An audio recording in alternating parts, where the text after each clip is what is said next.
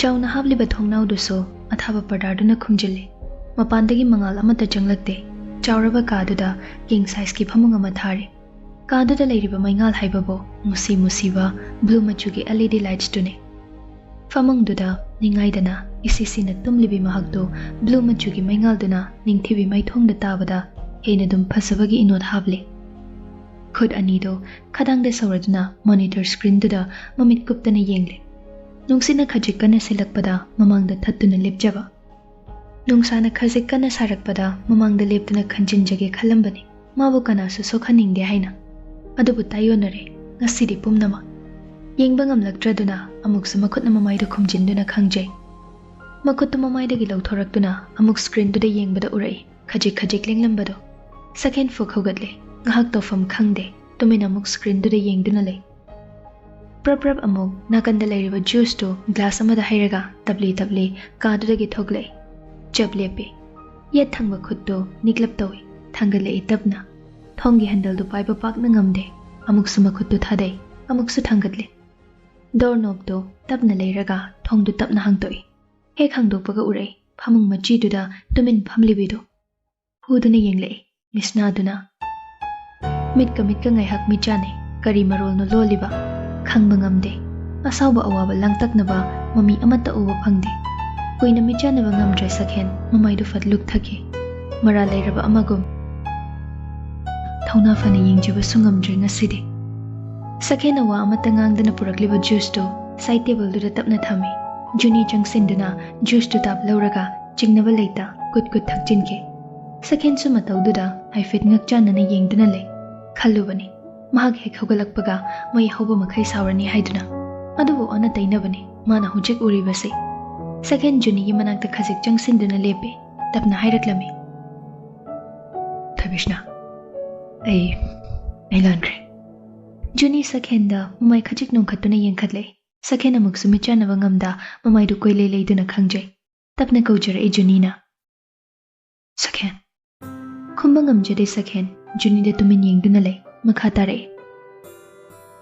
sakhen nangi apambado adum phasana haiba yadro asumna tawdrabaso ai nangi na tung adum inarakani sakhen amarak thatna wanganga ge tawbado juni na makha ta na mukhaire sakhen ibani gi nuksi panthong yolla sa haibada aina ge doba yaroi dawribano ai buduk thasadabra ai bu thasadabagiro ekhoi ani chen babu nangna sumna tawribase second juni gi wahai du ingangai pisumani du naksinara juni da ngakchana na yengduna le bhab tara i second juni na makhoi ni chelibani haina lawkre haiba madugini mana ngasai hogalakpada reaction amata ulaktriba amuk su khantharubada khanfam thoi makhoi ani nungsinari bani adugi sumathakta juni ka amada thamlamba khaktani mangonda phaba punbagi thabak amata tawde maramde angambagi instruction da madu yaude supnatagi puduna la uhaiba khakni leiriba phibam sina shoidana confirm thoi juni na khaliba wakhalse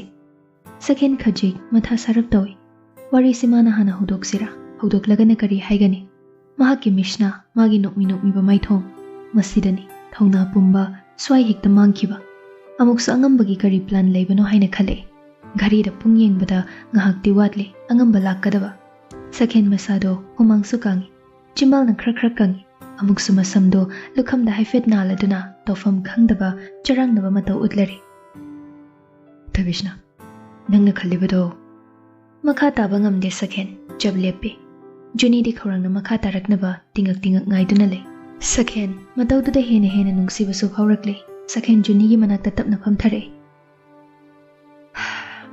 tabishna ekhoi ni jelapanati juni ingangak na second di yengle karigumba ama hainingbagum chimbal du ka thore adubu wahai amata thoklaktabagum amuk chimbal do tapna khumjinkre sakfam hanjinkre mamai du suluk thakre second matawdu ubada juni gi mamangda khuru khuda kullaga juni gi makhut puchena paisenduna amuk tapna wa ngang ba horaklame.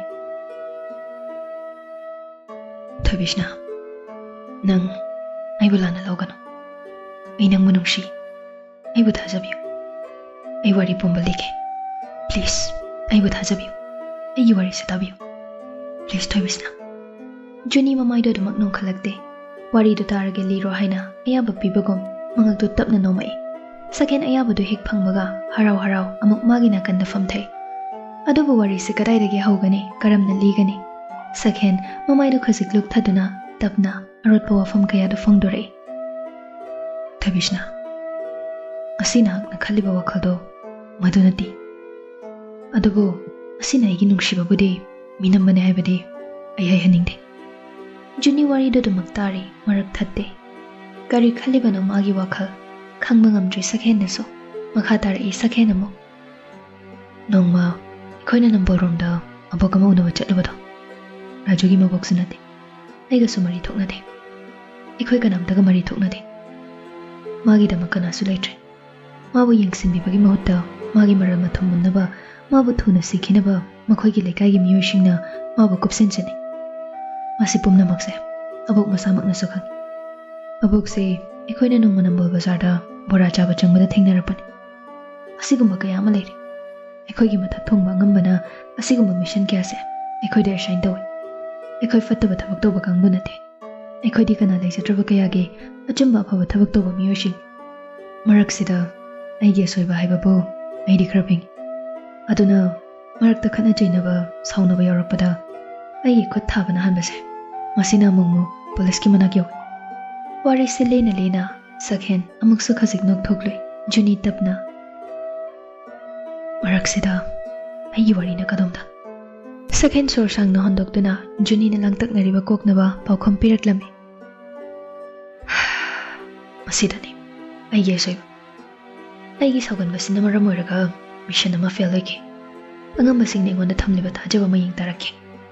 Nongma ingonda aigi loyalty amade aigi skill yengnaba haiduna mission ama piki. Madudai rame IGP gi machanupi angamba gi manakta puro haiduna. Ai khanthadana thuna mission da accept tauki. Matamdada ikhoini phasana loinatre. Adubu loinaraba matungdaso ai khangkide. Aina khomchinba information gi matung ina IGP gi machanupi Juni ka wayaki. Aina social media platform da su thiki. Adubu mata phangkide. Nangsu nangi family ki maramda nongtama iksing naide. Wari sanabada ikhoini gi sangsarni. Ikhoini gi wari khaktamak sasi ekdai. Nangi mingshu Thabishna haina aina dum kaujaki. Thabishna. Ai Sakhen wa makha taba ngamdradana mamai do khasik dai thorakpada Juni sakhen de yengdun leirame. MITSNA da mitlu pirangsu ihorame. Sakhen yengba ngamjade. Makhotu thangatlei. Adubu tapna muk thadaki. Khutumta sinduna khangjai. Thabishna. Mara leiraba ikochina tangi MITSNA dagi chentharakliba luraba laijama budi okpa ngamjadre. Aina maram oiraga nanga dumna tawganu. Ai yengba ngamdi. Tanja dudani thongdu kokok thilakba makhol du tabada sakhen fuk hogatle. Juni su taramba mapi sachatai thoklaga theliba thong adomda mamai lei thoktuna yengle. Thongdu hangdoknaba doorknob du tapna lere. Sakhen miholgi khongjal su yangkhale. Adubu machi lengde leplibado. Thongdu tapna hangtore. Wang chawraba miyoi ma jangle. Amuba overcoat ama lele. Amuba tupi ama su upi. Fibam dada sakhen swai lawi. Fibam du khange laklibado angambane haiba. Ubliba tupi du logthore. Sakhen mabu ubada angamba haina hek kauge toba tanja dudani. Junina khamcha. Sakhen madu tabada angambada ngakni yengle. Ore angamba su nokmi Juni da yengduna leirambado. Thangnaba mikopta Juni chensinduna angambana mabo mathanungda chetna konsinbire. Kolibado thadoklaga angamba sakhen da yengduna kore. Sakhen madu tabada sakhen makoktu khara non tharap khumlei. Takpiyo ngamba. Madu tabada Juni ingangakna sakhen da mugyeng magi kamcha da mugyeng dauduna le. Angamba sakhen gi manakta changsilaktuna lengjumda pop tharaduna haire. Sakhen aina boy janupi da mabu sokna bathabak singadrane. Ai loina makhangine. Nangi report so ai atai dagi numit khudingi lo. Ai bo pangba halamani na khalurabro. Nung amakakna ujek ani hatnaba hotnabanine. Target chum. Ujek ani makpale hojikti. Second bhab tai angambana hairibado. Amuk se kaiba phaurai. Juni da bagon sinduna magi kamchana hairaklame. Jathoibi. Kari khale. Ha. Nangbu makom sida lehorage haibro. Aina khanbada nang kamchada wari khar lehaningbadi male. Phare. Nangi decision lepchar. 5 minutes pirage. Ai mapandane gari da ngairamge ko. Chummi. Juni magi kokta hojikwa hangkaya thorakle. Wari singdo sakhena lirabaso amuke hena marik chumna magi kamchada gi taningle. Amuk su sakhen gi manakta damak leningi. Ningjing mangjing tawriba Juni gi matawdo uraga. Sakhen manakta changsilaktuna haire. Juni. Mingdu tabada mamai fatlei thoraklaga makhot thangalaaga sakhen gi machinbu mensile. Nate. Aidi thoibisnani. Nangi thoibisna. Wahaidu tabada sakhen nokfit tawjai. Thoibisna. Thank. Nakhoi kamchana ngairamani. Juni su nokmi tawduna hoi haibagum mangak nomi. Chatke haiduna ek tawbada chap lepe mamaidu muk sakhen da onsile. Magi haunabi oi thangba pisumdu khasik inkhatladuna makhot anidu sukaran chalaga sakhen da munni yenglai. Aibu ngasi wahanbagi punishment amadi piba mathau tai. Matawdu da sakhen khangnok nok thoraklami. Asugyam chamjabi nangse asugyam nungsiri si kaigino haina mathanta khanjaraga matawdu yengdaga nokmi tawjari. Your Highness, kai punishment pigadabana piningba piru isane ajari. Juni ngahak khaladuna nokfet tawraga. Hayeng, you have to go on a date with me. Adusu long drive. Madu haiba hek loibaga Juni sakhen gi manakta khuningdu khase kankhatlaga magi khasai mayada tapna changsilai. Leinagumna thotlaba chimbalduna minungsi leitana kai hubirambagum khasik thingamlaga chakhandana thambiramle. Juni khonglei thuna praprap jenthoke. Sakhen makhot oi thangbaduna magi khasai da paiduna haifit nale. Maithongdu minoktamle. Hainabadune isai daso thamoi gi mamidi maithongda tabani.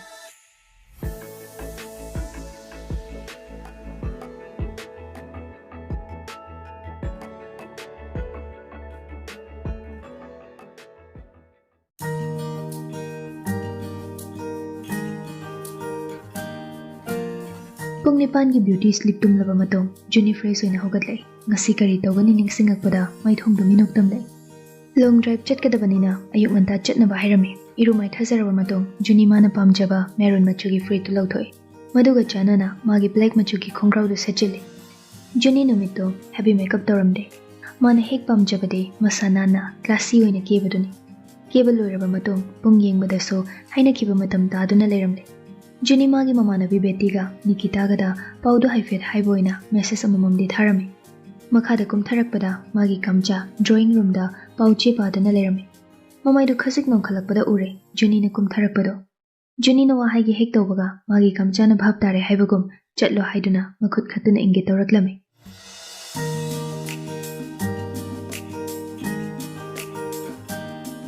Juni ikairak mamai non thaduna nokmi tawraga thoklei. Lerak machinda sakhen gi gari khamduna lerame. Juni su gari da kakhalei. Tanjado ayuki nungsa khara haigalakpa matamduni. Juni magi bag dagi Google su lauthoklaga upsile. Madu ubada sakhen kaigumba amadi hainingbagi mawong tawi.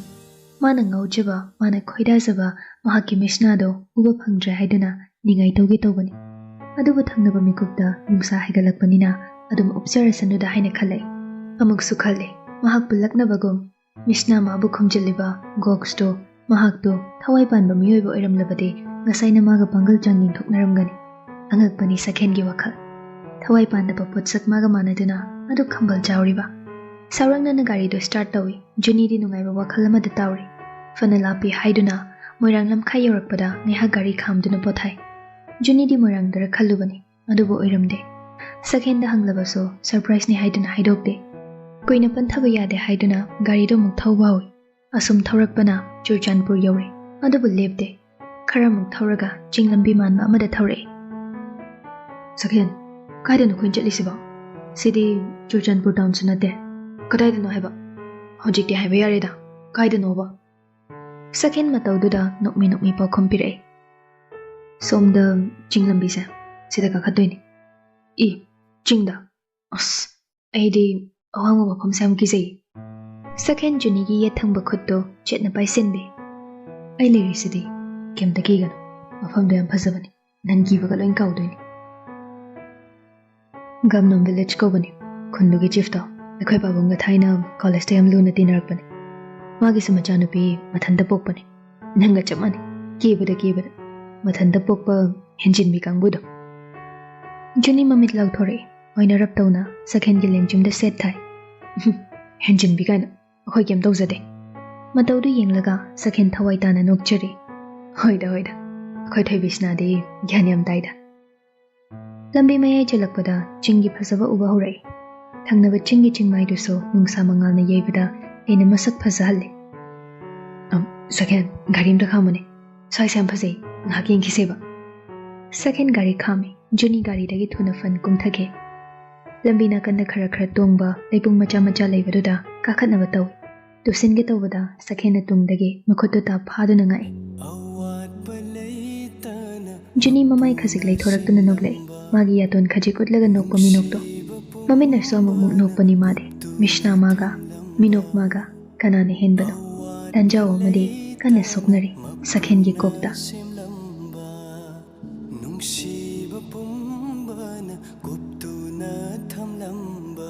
Sakhen khonjel duna sakhen khalamba wakhaldo amuk taibang da pure kidorge thengsele chalase mafam do yoda theng khadi nungai teba makhoi ani sum thorakpana mafam do yore mafam do chingde saba yum oirabaso taru tanana le hoi adubudi khundugi chief ki yumni mayamdagi khara tongan batabani sumang do hek janglakpaga ahal oirap to banu pa ma thorakpa urami Sakhen proper junction dina kaujai Iba ahal do sakhen ubada harau khumlei Hey my boy jadi pakhang achoba phari ne nakhoi krike suk thengbra nachena ko chak thongba loina loirabane sakhen nokmi tawduna paukhom pijai ekhoi lambi dang hak palure mafam se am phasei na ngak lei thore wahai da chief to nakan dai fe lei thokduna yenglei sakhen de yengduna laknare Ichade mamit yam phaine masak phajaba khanbai ne nakhoi padi khangbra sakhen ikairap tawna tentak na paw khumpirai khangjai chief to sakhen gi lengjum da pop tharaduna nokmi haireklame nakhoi gi pagi wabu ko krishu khangano gamnom village ki chief aina ko blessings pirabane phare aina chenupi ko thoke nakhoi chak chana ba prepare tormo ko to asidam ta chaloge thuna halake hoiba Chief to imong lomda mamai do haifet onsen do na kawi Margaret hong po do na opa hong long dai makhoi gi lon da machanapi bu ko thokli ba male machanapi karam laga masu thokre isabi macha mana imong dagi proper chen thore ahan ba obodo magi masam phasabadu da meeting taroi nupi oibi gi phasabade samlang mana magon hapli bani onthok na phaseida chingi leirango dada Krige suk thengbra iche Juni ubada sakhen gi mapalan thokduna Margaret Juni gi manata proper chensilei chahi kaya dagi luna tinaraklabagum makhoi ni tapnap sinakhi kari wari sari bano amuk su thik nokle sakhen so makhoi ni gi matawdu yenglaga nokjare iche chakchana batawrase dress ana hongdoklase free oina chakcha se ko ahoi yaye Margaret Juni bu chingduna mungda pusinkre Sakhen leitabagom makhoi ani gi sangsara amada puna tawkre sakhen nokladuna masu imungda changakduna sofa thariba kada da fami Margaret Juni bo magi kada pusinbire As ije nangdi masak phajabani na setpada lan phajani kriset hansira upuda mathop naina thuptuna thamliba phanek mayam do amamam toina meeting tari noi gi phanek se kari maming ko bano ije phanek se ekhoi su makhal yam leye saipi khupne sidi Masina ko puan lai set iche tu siyo ni set lo sina khamtang soy ni set lo iche gi bread ma chuduga so yam janarani Margaret Juni da panik to hongdok na bahai tu napi Juni panik to hongdok laga panik to da thokli ba mayik sing do mukhot na tapna nala tu ni yingji asuk khot haiba asuk phajana mayik thokhan ba iche panik to dugmana yengi do kidorage yam phajai khamtang haibani ko khamtang kawe iche nang pamade adu moijaro aina gift oina pirabane Juni madu tawada harau khumlaklame thank you Margaret Iche, lao, chak cha thorase. Ima deko chakhum da leramgani, ipa su laani. Dada sune chak lama maniye. Second chu chakhum da pulap makhoi loina chak chaminare. Juni na chingi phanik setpadu uraga cheptha lona samong mong yengjari. Chak charibado pukning changba ngamde mamangda Juni na fambada khalle moida leiraba matamdadi second chak mabuk sungtan thangadaba mande. Juni ensang ama yam pamna chari madu ubada chief ki nupido wangang laklame. Icha nupi ensang do yam hawbro. Ahoy ma yam hawi kai maming kau gesiba. Chief ki nupido noklatana khamlaklame. Chang phame kau bane chak na semba ensang ni yenga puna mix to wagi ko asa chang phame haina kaurasu yai. Oh asa chang phame haba. Juni machinda marum sonduna amuk su enjang du kotladuna hauna chari amuk ising glass tu lamduna ising du thai takhen tanja du da Juni da meeting taroi. Ising thakpa phau asuk phajaba tangtak toba ngorok ngoba ngaksam du da ising thaklibado ising du ugadaba hek male wakhala mada ngahak tawuri sakhen mokhoi punna khangnok nok lakpa du da sakhen gyan khangda tare agi ama tongna kiba male sakhen di Juni de yengmingai atopa kana bosu changludre amuk mamai du non thaduna chak tu khra patharaga prap chai chak cha bosu loyaduna mokhoi heira khukduna chare chingmai da thaba ki homne haiduna Juni de kaya pamna chakre farm do se yengba chatlu se haiduna mokhoi pulap lakminare Juni de atai urudre chawraba nga gi farm du da pukning wakhal pulap chingsinkhre nakana madam yoi kharana farm do sitle Juni prap changsin-duna bucket yauriba nga singdu yengi ayamba maming khangde magi haibabo nga singdu masing thiraga nungaijabani nungsa su fana kana sadorakle nungsa gi maisa changdaba makhai Juni angang na awaba khangdana sanajabagum amada amuk chen tawri nakanda machi amada sakhen magi matawbu yengjari kari wakhaldagino magi phone du logthore Margaret na phagi matawbada ikairaduna mamaido makutna khasik khumjilaga noklibi magi mamido mapa chanana second magi phone da namjaki setliba phanik tuga nokliba minuk tuga leiteng oriba mishna duga anthokna su thamoi huna phajaida hojik kapkiba photo do second amukse yengjari loshinduna thamjage uthokpa su pamojai kana so haningde kana ge so haningde chief tuna makhoi gi farm dagi insang na pikaya hektuna pirakle second gi gari maning do pik thalle yarani haina hena dum habjile thengjelakle haiduna makhoi su wari watai ngahak saraga yomda hannaba sem sare Juni waraduna lambi lakpado fana kuina tumlure second so mongmo ningaidana tumlibi magi maithongde yengjari uisilaba su phasaba pangthoklaba su phasaba magi mishna do ena magun habliba lirungum contact tawriba magi pishumani awatpa leitana mapuna semlamba nungsiba pumbana kuptuna thamlamba nangi mishna da ngauridaba kanano nungaina tumlibi mawa hodokadabado sakhen moral ama langsinjabagom pakhe khodokpa ngamde tapna kauraklame thabishna yore Juni mamit tapna panglei angang machana tumba hodokpada isu sugatpaduni mana tawribado sugatlabaso suktoklabaso inungda nungsire fada fajare Juni gari dagi kumthare sakhen sukumlei mahabra thabishna nungai kibro masida Juni nokmi tawduna sakhen di yengduna haire the best dad I ever had. Thank you. Anything for my queen. Juni khongkap ahumari thangluraga mamai khasik lei thoraktuna sakhen da noklami. Juni na lambida changkhibado sakhen machi lengda leptuna yengjawi. Tanja da kanagumba amade khudingmak hobadagi urami. Saurangna gari start tawraga yangna thoduna chatke. Juni so numitto mamanabi singda wari tamjaduna magi nungaifam oijari. Wari sana masu tumthakre.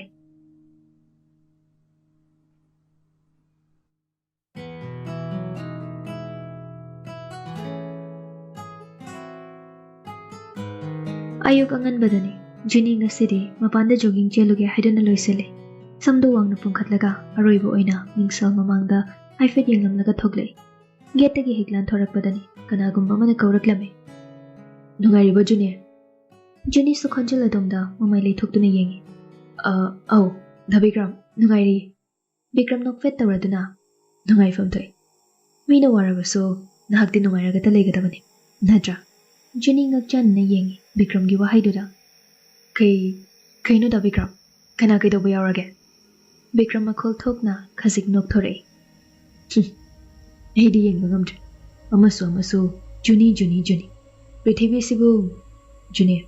Nangonda umduna chatlabrane. Juni handamukte khara sauna khumle. Kaino da Bikram migi thonganda laaga mari makhong samnadaba wa ngakta ngalisiba. Aiga thengnaba khudingi aina lokshin bangamdaba wari ngakta.